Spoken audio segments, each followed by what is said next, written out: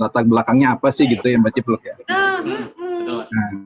Nah, ini Mbak Cipluk, ini kan bagian dari implementasi sistem merit itu ya, yang salah satu fondasinya tentu saja kompetensi di dalam, selain kualifikasi dan kinerja.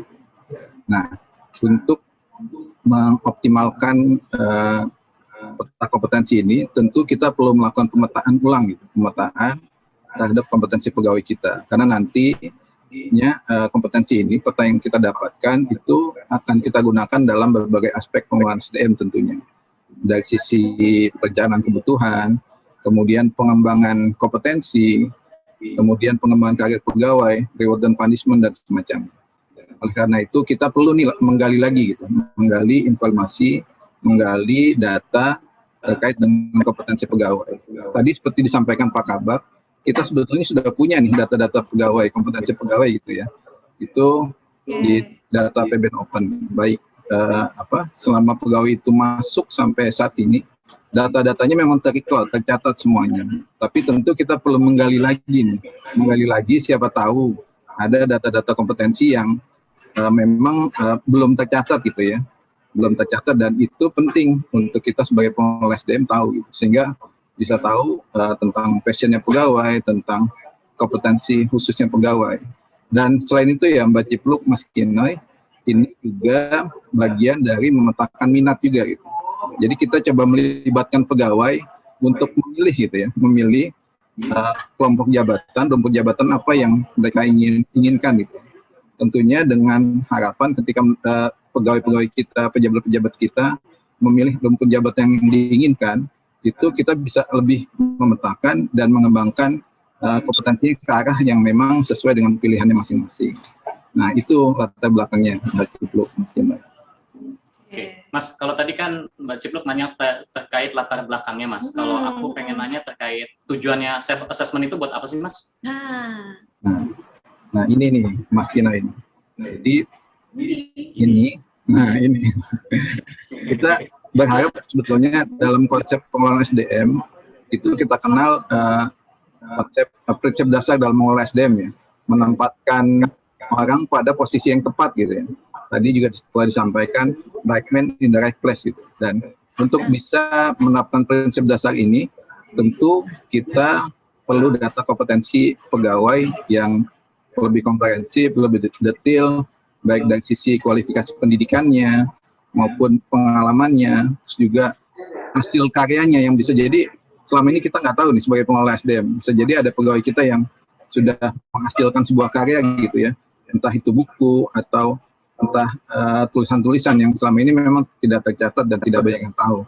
Itu kesempatan kali ini kita dapat menggali gitu ya, menggali melalui kesempatan mereka untuk bisa mengisi secara mandiri ya, self assessment yang itu diisi dan dilengkapi oleh pegawai itu sendiri. Selain itu ini juga bagian nantinya dari pengembangan gitu, pengembangan kompetensi pegawai. Jadi pegawai yang sudah memilih sesuai dengan minatnya itu menjadi lebih terarah kemana mereka akan mengarahkan pengembangan kompetensinya. Paling tidak nanti ketika sudah terisi semua itu, sudah terpetakan, pegawai kita akan kelihatan dibagi dalam berbagai rumpun jabatan gitu ya, rumpun jabatan yang mereka pilih, dan itu bisa lebih terpola gitu. Dan dari sisi pengelolaan pengembangan kompetensi pegawai nanti akan lebih bermanfaat pastinya, karena kita dapat melihat secara ini siapa teman-teman kita yang punya kompetensi di bidang komunikasi misalnya, atau minat di bidang komunikasi. Itu program pengembangannya bisa disesuaikan dengan minat dan kompetensi yang sudah mereka miliki. Seperti itu, Mas Kinoy. Wah, jadi ternyata seperti itu nih. Sudah ngisi, Mas Kinoy? Sementara sudah mulai mengisi. Sudah mulai ngisi. Aku belum, tapi aku jadi mau nulis apa ya. Tadi kan kompetensi itu ternyata banyak banget yang diinikan dan tujuannya banyak. Nah, takutnya nih ini aku salah ngisi, makanya harus lebih menggali lagi nih. Gali lagi, Mbak. Iya, betul nih. Lalu nih, Mas, emang itu acuannya apa sih, Mas, dalam memetakan itu tuh gimana acuannya? Apa sih yang dijadikan acuan, Mas Bay? Kita coba menggunakan pendekatan rumpun jabatan nih, Mbak Cipluk, Mas Kinoy. Jadi di Kementerian Keuangan sudah ada penetapan untuk rumpun jabatan tiap kelompok jabatan. Jadi satu jabatan yang berada dalam satu rumpun jabatan itu memiliki jenis pekerjaan, bidang pekerjaan yang kurang lebih mirip ya, sama gitu ya. Dan ini juga kompetensi yang diperlukan sama. Nah, di DJPB sendiri ini ada kurang lebih 12 rumpun jabatan yang nantinya bisa dipilih dan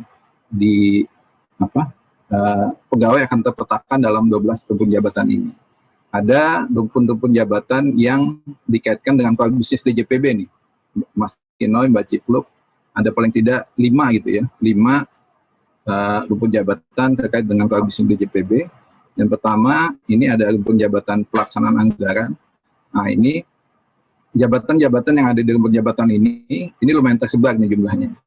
Di kantor pusat ada, kita tahu Direktorat Pelaksanaan Anggaran fokus ada dalam rumpun jabatan ini. Di Kanwil juga ada di bidang PP1 dan PP2 tentunya. Dan di KPPN juga ada. Nah, ini rumpun jabatan yang lumayan banyak ya dari sisi jabatannya. Kurang lebih kalau kami petakan di jabatan eselon 4 itu ada 36% nih rumpun jabatan di bidang pelaksanaan anggaran ini. Kemudian ada rumpun jabatan pengelolaan kas. Nah, rumpun jabatan pengelolaan kas jumlahnya memang tidak sebanyak pelaksanaan anggaran, tapi lumayan juga ada di instansi vertikal juga, ada di pusat dan ada di KPPN ya, khususnya di seksi bank. Kemudian ada rumpun jabatan akuntansi dan pelaporan. Nah, ini juga jumlahnya banyak juga.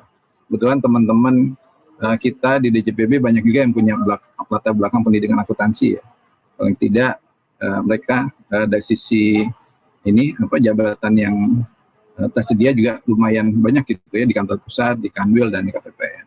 Kemudian ada juga rumpun jabatan kaitannya dengan pengelolaan keuangan BLU. Nah, ini walaupun cuma ada di pusat, tapi ada juga jabatan-jabatan di Kanwil itu yang punya kaitan dengan pelaksanaan tugas-tugas pengelolaan keuangan BLU. Kemudian ada pengelolaan investasi. Nah, ini 5 rumpun jabatan yang dikaitkan dengan core bisnis DJPB. Ini jumlahnya tentu saja paling banyak gitu ya, paling besar, sekitar angkanya 70%. Sedangkan ada juga rumpun-rumpun jabatan yang sifatnya supporting. Ya, jadi kalau yang bersifat supporting ini tentu jumlahnya lebih sedikit, tapi dari sisi persebaran ada juga yang di kantor pusat, di vertikal ya, Kanwil dan KPPN. Yang paling banyak gitu ya, paling besar itu rumpun jabatan yang dikaitkan dengan organisasi dan SDM. Ini rumpun-rumpun jabatan yang memang pengelolaannya terkait dengan keorganisasian dan pengelolaan SDM. Kemudian ada juga rumpun jabatan pengendalian internal. Ini pengendalian intern ini rumpun jabatan yang ada di pusat gitu ya, ada juga di Kanwil gitu ya, untuk sebagai support ketentuan-ketentuan yang memang berjalan dengan ini ya, dengan track yang sudah ditentukan gitu. Kemudian ada rumpun teknologi informasi. Ini rumpun teknologi informasi ini fokus pada pekerjaan-pekerjaan yang bersifat teknologi informasi ya, baik di pusat maupun di daerah juga ada gitu. Kemudian ada rumpun administrasi dan pelayanan umum. Ini rumpun yang paling generik gitu ya, dan lumayan banyak jumlahnya. Karena di sini di rumpun administrasi dan pelayanan umum ini menyangkut tata kelola, persuratan, kemudian juga dukungan terhadap pimpinan. Ini tentu di tiap unit selalu ada ya. Di kantor pusat ada Subak TU masuk dalam rumpun ini, kemudian di Kanwil juga ada, di rumah tangga, dan di KPPN juga ada Subak umum masuk ke rumpun ini. Kemudian ada rumpun komunikasi. Nah, rumpun komunikasi ini tentu jabatan-jabatan yang masuk ke dalam rumpun ini nanti sangat dikaitkan dengan fungsi kehumasan dan fungsi layanan informasi yang tentu juga sangat dibutuhkan. Kemudian ada rumpun hukum, jumlahnya tidak banyak, tapi tentu punya peran krusial juga. Dan teman-teman yang memang punya passion, punya latar belakang di bidang hukum ini juga bisa mengerti ini. Dan yang terakhir adalah rumpun kekayaan negara ini. Jumlahnya kecil, sedikit gitu, 0,12%, tapi ada, dan ini juga dapat menjadi pilihan gitu. pilihan bagi pegawai. Dan nantinya ketika self-assessment ini sudah dijalankan secara penuh, Bapak Ibu sekalian, artinya Bapak Ibu sekalian, setiap pegawai sudah mengisi, nanti akan dapat dilihat petanya gitu, peta terhadap minat gitu, terhadap minat pegawai, mereka akan ada di rumpun mana, dan tentu ini jadi pertimbangan ya, pertimbangan dalam pengelolaan SDM ke depan, baik itu dari sisi pengembangan karirnya, pengembangan kompetensi dan semacamnya, yang tentu ini akan tadi mendorong orang untuk bisa bekerja sesuai dengan kompetensinya. Jadi orang yang tepat mengisi pada posisi atau jabatan yang tepat. Ini harapannya tentu saja. Nah ini mungkin itu Mbak Cipluk, Mas Kinai ya, Mas Kinai kaitannya dengan rumpun. Baik. Kalau selain rumpun jabatan, Mas, kira-kira ada acuan lain nggak sih, Mas, yang digunakan dalam kegiatan self assessment ini, Mas? Pemetaan ini ya. Selain rumpun jabatan. Nah ini yang unik di kita ya, yang unik di DJPB karena kita juga sebelumnya sudah melakukan pemetaan lewat talent khusus gitu ya. Karena memang kita melihat kebutuhan, kemudian juga kita melihat ada teman-teman kita selama ini di level pelaksana yang punya talenta khusus yang bisa memenuhi kebutuhan-kebutuhan yang bersifat spesifik ya, khususnya selama ini pengisiannya dilakukan di kantor pusat. Nah ini juga kita menambahkan pemetaan ini agar tentu saja bisa mengakomodasi selain tadi rumpun jabatan, mengakomodasi kompetensi khusus yang teman-teman kita miliki tentu saja. Nah ini paling tidak kita sudah memetakan ke 5 gitu ya, 5 bidang gitu yang nantinya bisa dipilih oleh teman-teman sekalian. Untuk kompetensi khusus ini tentu saja opsional gitu ya. Tadi untuk memilih rumpun jabatan itu adalah wajib gitu. Jadi teman-teman bisa terpetakan. Tapi untuk kompetensi khusus ini sifatnya opsional dan menyesuaikan tentu saja dengan kompetensi yang sudah dimiliki atau atau mereka minati gitu ya. Pertama ada kompetensi di bidang litbang. Jadi litbang itu penelitian dan pengembangan gitu ya. Ini harapannya bisa mengakomodasi teman-teman yang memang selama ini biasa menulis, biasa membuat jurnal semi ilmiah atau ilmiah gitu ya, yang sudah masuk ke dalam ke dalam jurnal yang bagus gitu ya. Ini bisa masuk ke dalam kategori ini nanti. Kemudian ada data analitik. Nah ini salah satu kompetensi yang saat ini mungkin sangat dibutuhkan gitu ya, dan ke depan juga akan terus dikembangkan.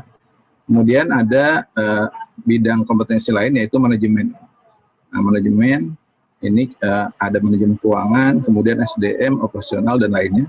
Ini tentu teman-teman yang punya basic pendidikan, pengalaman dan semacamnya kaitannya dengan manajemen keuangan, SDM semacamnya bisa nanti memilih kompetensi khusus ini. Kemudian ada juga di bidang komunikasi. Nah, komunikasi lumayan banyak ya cabangnya karena komunikasi itu terus berkembang tentu saja. Tidak hanya terkait dengan kehumasan gitu ya. Ini ada bidang jurnalistik, reportase, kemudian desain grafis, fotografer, protokoler, dan lain-lain semacamnya gitu ya. Nah ini tentu bisa nanti masuk dalam kategori kompetensi khusus ini, baik yang sudah memiliki kompetensi itu maupun yang minat ya. Kemudian di bidang teknologi informasi, tentu kita juga perlu mengembangkan di kompetensi ini. Ini ada kaitannya dengan sistem informasi, terus juga programmer yang bagian teman-teman yang jago bikin coding ya, bikin aplikasi. Kemudian juga ada infrastrukturnya, ada data engineer. Dan kemudian juga ada kompetensi di bidang hukum nih. Bidang hukum, nah ini juga kami spesifikkan agak lebih spesifik nanti. Harapannya nanti untuk memenuhi kebutuhan-kebutuhan yang juga memang spesifik gitu. Hukum di bidang perdata, pemerintahan, teknologi, syariah dan semacamnya.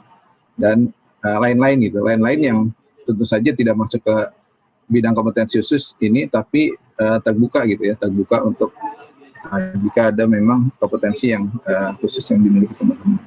Ini bisa di kepatuhan internal, pengadaan, pengelolaan aset, bahasa asing dan semacamnya. Nah itu Mas Kinai harapannya nanti rekan-rekan sekalian yang punya kompetensi ini bisa terjaring nih self assessment ini, dan kita bisa mendapatkan petanya gitu, petanya secara utuh baik dari sisi rumpun jabatan maupun dari sisi kompetensi khusus yang sudah mereka miliki. Nah itu 5 nih ya yang kompetensi tadi, ada litbang, ada komunikasi, ada hukum, dan lain-lain. lain-lain itu loh. Aku Menarik, kompetensi lain-lain itu. memasak kali masuk ya, jadi siapa tahu nih nanti masukin aja lah di situ gitu. Nah kalau tadi nih Mas Kinoy, Mas Baihaqi, tadi kita udah ngomongin latar belakang, terus manfaatnya, acuannya apa saja. Kalau gitu boleh dong Mas Bay diceritakan soal pengisiannya nih gimana? Seperti apa sih pengisiannya? untuk pengisian, baru aja saya mengecek data gitu ya, Mbak Cipluk dan Mas Kina gitu ya. Jadi kurang lebih udah lumayan banyak nih, dari sisi angka 1.300 yang sudah mengisi. Tapi kalau lihat persentase, 1.300 itu ternyata baru 18%. 18% pegawai kita yang mengisi. Bisa jadi perlu tambahan penjelasan ya, walaupun sudah disampaikan pedomannya, mungkin perlu ditambahkan penjelasan singkat gitu, bagaimana cara pengisiannya. Nah sebenarnya cara pengisiannya sederhana ya, Mbak Cipluk, Mas Kina gitu, Bapak Ibu sekalian. Nanti ketika masuk ke link ya, ke link bit.ly kompetensi aspirasi yang sudah kami sampaikan, itu ketika sudah masuk nanti akan ada pengisian data pribadi. Nah, data pribadi ini Bapak Ibu rekan-rekan sekalian nanti akan diminta untuk mengisi. Yang pertama itu email ya. Email fungsinya apa? Fungsinya email ini nanti ketika ada perbaikan data gitu ya, ada perbaikan pengisian, itu linknya akan disampaikan via email itu. Jadi kalau memang ternyata dia rasa ada yang perlu diperbaiki, perlu dirubah dan semacamnya, Bapak Ibu sekalian tidak perlu mengisi ulang gitu ya, mengisi kembali, tapi cukup melakukan perbaikan di email yang diisi di awal. Itu juga ada data-data pribadi seperti ini, data pribadi bukan ini ya, bukan data-data aset gitu ya, bukan data tabungan, bukan yang lain, tapi data pribadi ada NIP di sana, ada nama dan semacamnya. Nanti setelah itu, setelah sudah mengisi data pribadi ini, kemudian langkah selanjutnya pegawai diminta untuk memilih rumpun jabatan utama. Jadi rumpun jabatan utama nanti ada kurang lebih 12 tadi seperti disampaikan sebelumnya. Bapak Ibu rekan-rekan sekalian diminta untuk memilih salah satunya. Nah, tentu nanti ini ditimbang-timbang dulu nih, timbang-timbang dulu baiknya memilih rumpun jabatan yang mana gitu. Nah, ketika memilih rumpun jabatan, tentu nanti disampaikan juga narasinya. Kenapa memilih rumpun jabatan itu? Gitu. Tadi Mbak Cipluk misalnya memilih, saya memilih rumpun jabatan komunikasi gitu ya. Nah, komunikasi ini pertimbangan, karena saya biasa jadi MC misalnya kan, biasa menjadi MC, biasa diundang sana sini, makanya memilih rumpun komunikasi. Nah itu pertimbangan-pertimbangan itu bisa disampaikan nanti di sini untuk menguatkan gitu, ternyata memang memilih itu ada pertimbangannya atau punya pengalaman di bidang itu. Nah ini step yang kedua ya. Step yang ketiga nanti Bapak Ibu rekan-rekan sekalian diminta untuk mengisi jika ada dan biasanya ada. Ini diminta mengisi pendidikan, pelatihan, kemudian pengalaman, prestasi atau portofolio yang ada kaitannya dengan rumpun jabatan yang tadi sudah dipilih gitu ya. Yang sudah dipilih. Misal karena tadi saya ambil contoh Mbak Cipluk lagi nggak apa-apa ya. Karena Mbak Cipluk ini enak dijadikan contoh gitu ya. Jadi Mbak Cipluk misalnya pendidikannya, saya S2 di bidang ilmu komunikasi gitu. Jadi kenapa saya milih komunikasi? Karena pendidikan saya komunikasi. Terus juga disampaikan lebih detail lagi gitu. S2-nya, tesis saya misalnya tentang komunikasi publik di wilayah tertentu gitu. Nanti dituliskan juga di situ. Itu menambah, melengkapi data yang nanti tentu saja dipertimbangkan. Apapun itu ya. Kemudian pelatihan, pernah ikut pelatihan kehumasan, pernah ikut pelatihan public speaking atau apa, itu mendukung itu. Pengalaman tadi jadi host kondang misalnya, diundang ke sana sini gitu. nggak cuma host di acara-acara formal, tapi host di acara kondangan gitu. Itu bisa juga dimasukkan Bapak Ibu sekalian, karena itu tentu saja kan pengalaman yang dari sisi keorganisasian ada, dan di organisasi juga mendukung. Terus prestasinya pernah jadi juara apa segala macam kalau ada gitu. Kalau enggak juga tidak perlu diisi. Kemudian karyanya seperti apa. Dan ini penting dijadikan pertimbangan untuk menguatkan gitu ya. Menguatkan kenapa Bapak Ibu rekan-rekan sekalian memilih rumpun jabatan itu, dan jika pun hanya karena minat gitu, itu dimungkinkan juga gitu, karena saya berminat untuk menjadi pengelola SDM misalnya, karena mengelola SDM itu mengelola manusia yang tidak ada habis-habisnya gitu misalnya. Nah, ini bisa aja gitu kan, minat artinya ketika orang menyampaikan minatnya itu dia punya kemauan untuk mengembangkan diri lebih cepat dibanding yang lain, dan punya daya tahan yang lebih kuat gitu, karena sesuai kan minat apa yang diinginkan. Itu yang ketiga. Kemudian yang keempat nih, step yang keempat ini para pegawai diminta untuk memilih rumpun jabatan alternatif. Alternatif artinya pilihan kedua ya, pilihan kedua. Nah, ini tentu saja pilihan pertama dan pilihan kedua harus berbeda gitu ya. Karena nanti pertimbangannya karena pertama kapasitas gitu. Kapasitas setiap rumpun bisa jadi agak berbeda. Kami mengantisipasi jika memang ada satu rumpun yang terlalu tinggi minatnya, terlalu banyak pilihannya. Ini tentu rumpun jabatan alternatif bisa menjadi alternatif untuk mengembangkan pegawai di rumpun selanjutnya gitu. Untuk membagi-bagi, karena persentasenya lagi-lagi tidak sama, dan tidak semua rumpun jabatan bisa menampung gitu ya, menampung pilihan. Makanya ada rumpun alternatif, langkahnya sama, memilih dan menjelaskan juga ketertarikannya, dan juga di step selanjutnya, di step kelima itu ya kembali mengisi pendidikan, pelatihan dan semacamnya. Ini sama dengan yang sebelumnya, sama dengan sebelumnya. Nah, di langkah keenam ini pegawai diminta untuk mengisi bidang kompetensi khusus yang diminati gitu, dengan dijelaskan juga alasan ketertarikannya. Kalau sebelumnya memilih rumpun jabatan baik itu utama maupun alternatif itu bersifat wajib gitu ya. Untuk bidang kompetensi khusus ini memang opsional. Gitu. Opsional artinya bisa dipilih, bisa enggak juga. Itu tergantung juga, apalagi untuk teman-teman yang memang sudah memiliki kompetensi khusus di bidang tertentu, di 5 bidang tadi, ada baiknya mengisi gitu ya. Mengisi karena itu menjadi bagian dari memperkaya ini ya, memperkaya data kepegawaian khususnya kompetensi tadi, agar tentu dia lebih pas nanti dalam pengambilan kebijakan pengelolaan SDM.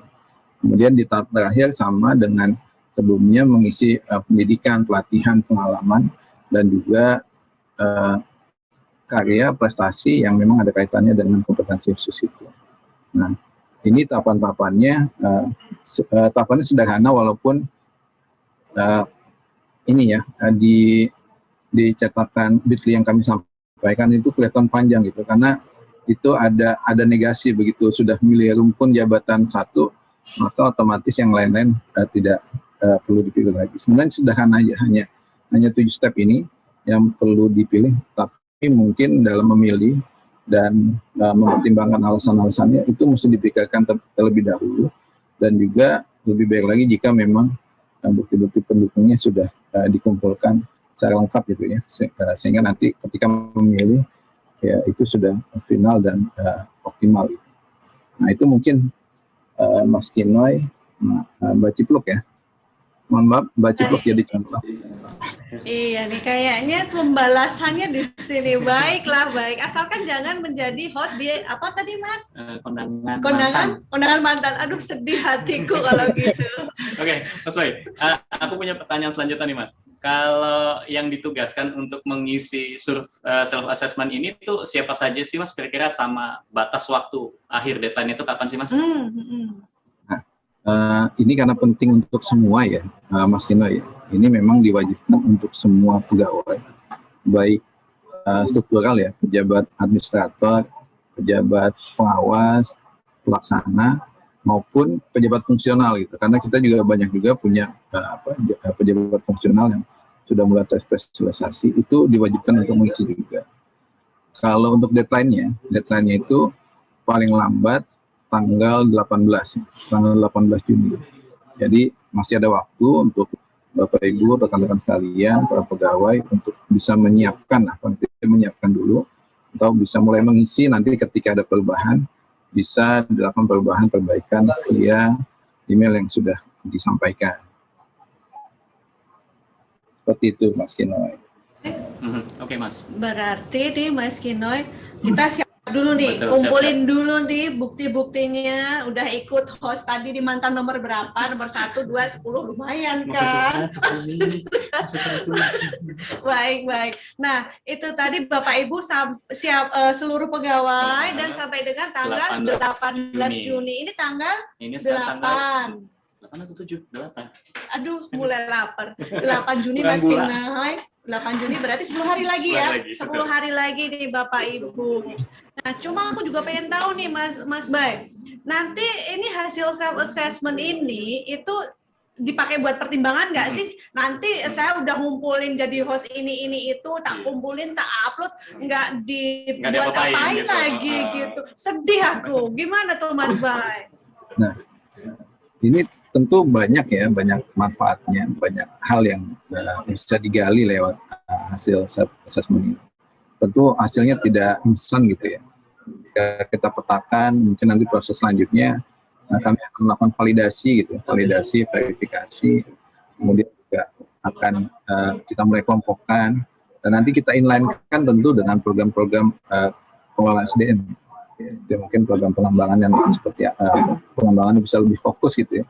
Fokus, kemudian juga dari sisi penempatan dan semacamnya itu bisa dijadikan pertimbangan dalam hal penunjang pengelolaan SDM. Itu banyak aspek Mbak Cipluk, Mas Kinoy, yang bisa digali dari data ini, karena memang pada dasarnya merit system itu salah satu fondasinya kompetensi ini. Jadi kalau kompetensi itu kita punya data seluas-luasnya, dapat kita manfaatkan untuk kebijakan pengelolaan SDM yang sebaik-baiknya.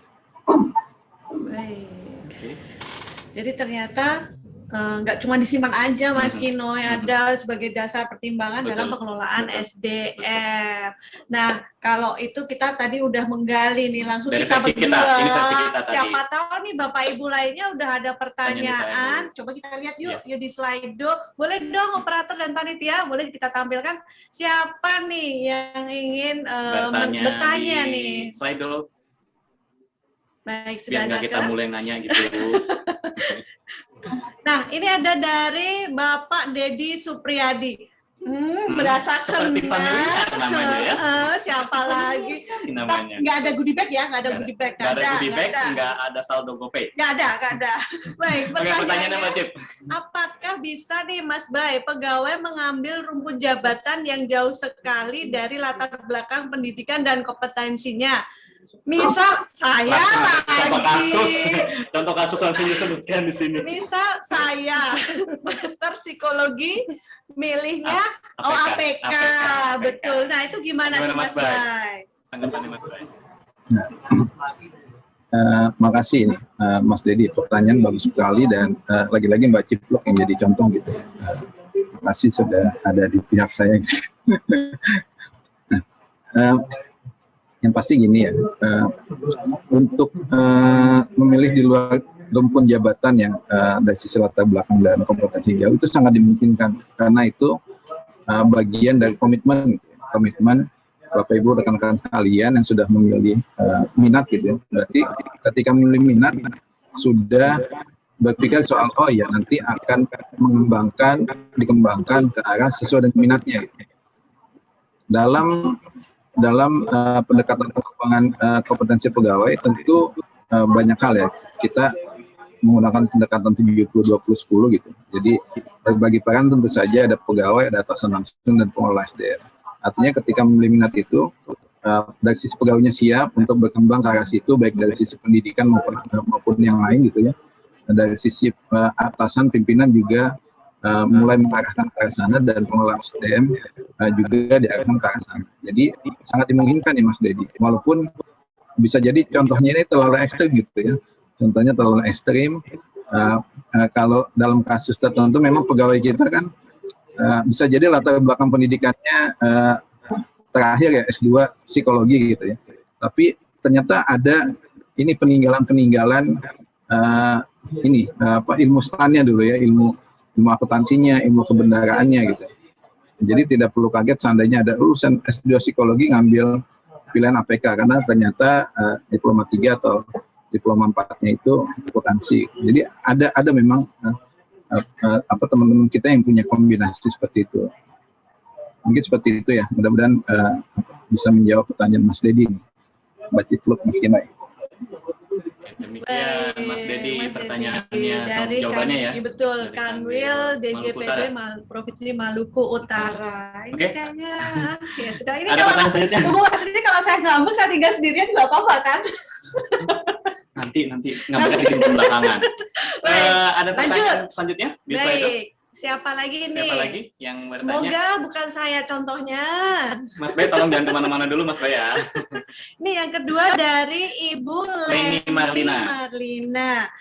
Apakah self assessment ini kedepannya menjadi bahan pertimbangan bagian SD pertimbangan bagian SDM menempatkan seseorang sesuai passionnya?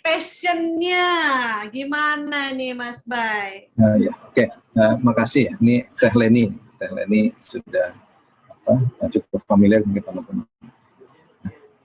Untuk ini bagian dari upaya kami dari sisi pengelola SDM gitu ya, untuk bisa mendorong pegawai bekerja sesuai dengan passionnya tentu saja.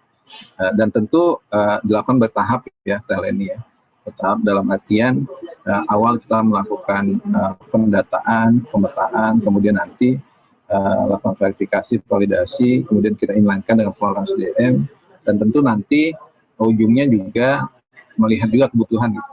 Tapi kita berupaya ke arah sana, dan mudah-mudahan nanti kita bisa melihat hasilnya ketika sudah mulai berjalan sekian lama ya.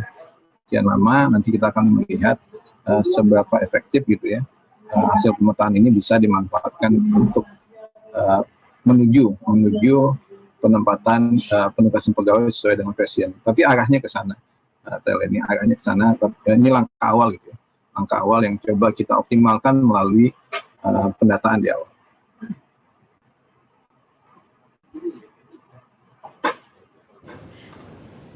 Nah, itu tadi nih, ternyata itu juga sebagai langkah awal juga nih pemetaan. Nah, kali ini nih Mas Kinoy, sepertinya sesi pertama ini udah cukup jelas kan ya? Betul, sudah cukup jelas. Oh, masih ada satu lagi? Oh, masih ada satu lagi. Masih ada satu lagi, Mas Bay. Masih ada satu lagi ya. Pertanyaan berikutnya dari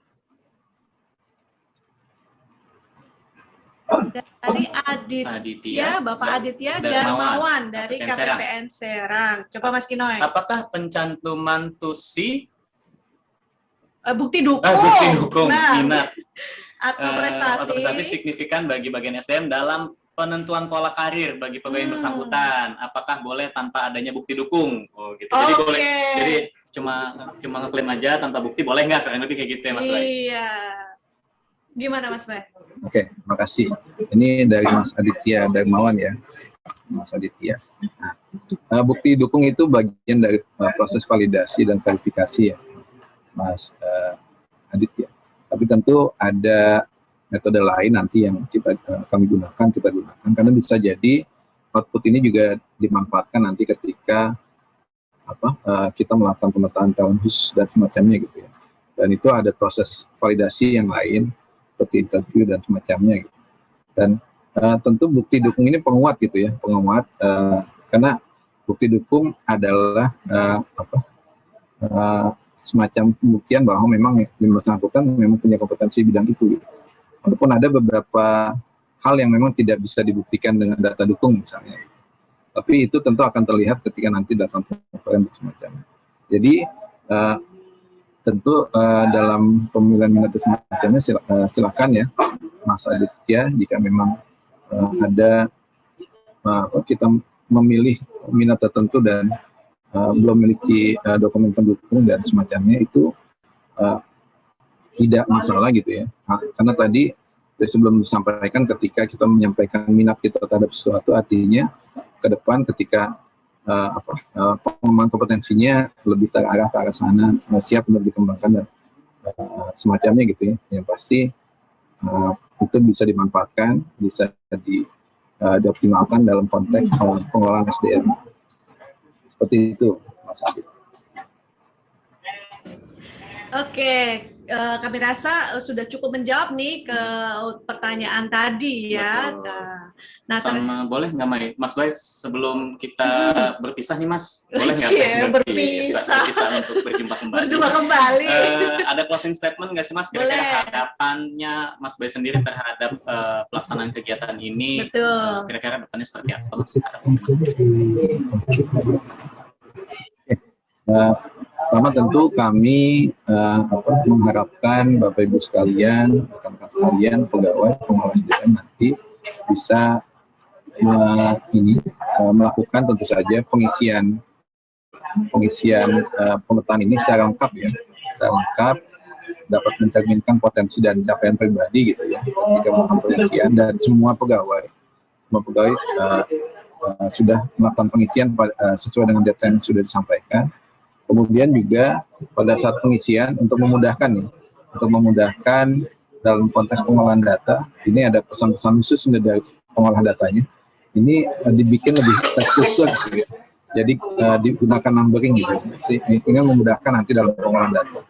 Kemudian sedapat mungkin ada bukti dukung ya, dapat mungkin. Tapi kalaupun tidak, itu juga tidak apa-apa karena itu bagian dari pemilihan minat.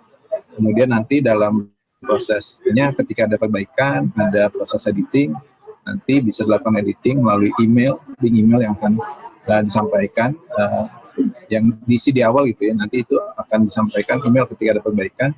Dan mungkin tips terakhir nanti ketika melakukan pengisian, itu diketik-ketik dulu di Word gitu ya, diketik-ketik dulu apa yang akan diisi, karena panduannya sudah ada. Ketika nanti akan melakukan pengisian, Bapak Ibu sekalian sudah paling tidak sudah ada gambaran apa yang akan diisi dan bukti dukung apa yang akan disampaikan di sana.